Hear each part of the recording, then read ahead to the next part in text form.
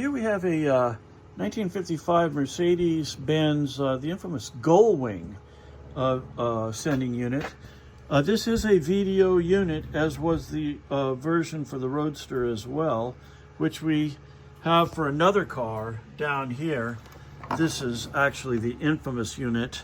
This is the more conventional unit, having a rotating central axis that rotates when the float goes up and down.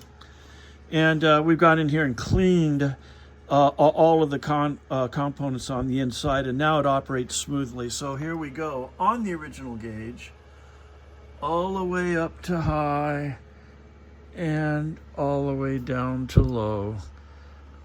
We have a very nicely functioning full to empty gauge now. Now, just out of interest, this is the more infamous VDO unit. It's actually a three-phase sending unit. Our understanding is that this unit came off of a World War II airplane.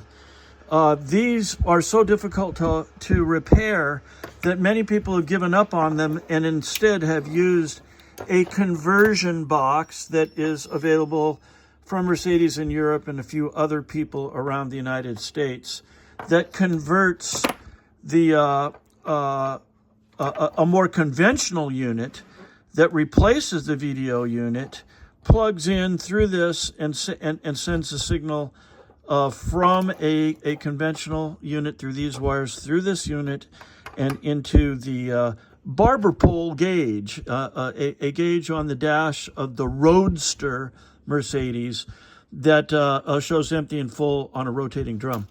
We have had success in repairing these as well. We have all the resistances and everything.